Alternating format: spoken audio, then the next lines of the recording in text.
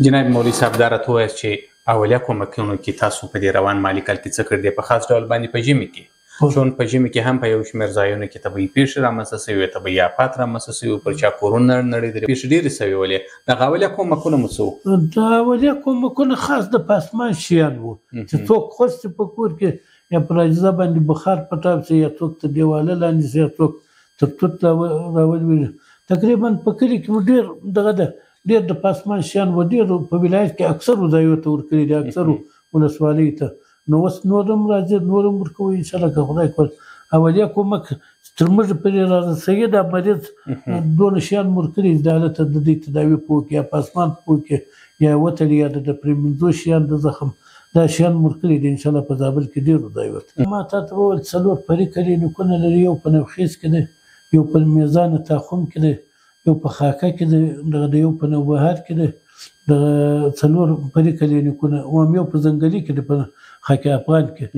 نو دغه د 3 موبایل کلینیکونه لرو، دغه د یو ثابت کلینیک په بازار کې لرو.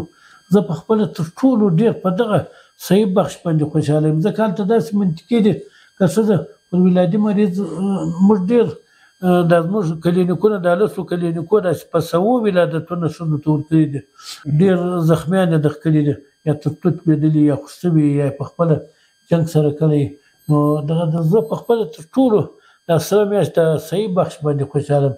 او دغه نه کلینیک دي تقریبا 80 کسه د ورځې فارغه کوي، دوا ورکوي.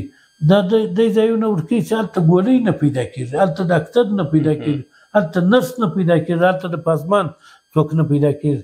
نو په دغه خاطر باندې په غیر علاقه کې هلته زموږ کلینیکونه فعال دي، دواوې هم ورکوي، ولادي مریضۍ هم ورته راځي او نور مریضان هم ورته راځي. هلته هېڅ د بل ځای د یوې ګولۍ ګنجایش هم نه کېږي په هغه علاقه کې. د سیمې خلکو دپاره همدغه کلینیکونه بسنه کوي؟ نه کوي، موږ خو ورته ویلي دي، خو بیا هم دغه د مازې دونه که دا د چا د مجبورۍ په خاطر نو بسنه کوي. که نه وي که د هغو نه نور ورکړي، ځکه دی 3 ساعته پر موټر سایکل مزل کوي یا 3 ساعته پر بوده باندې مزل کوي، بیا کلینیک ته رارسېږي.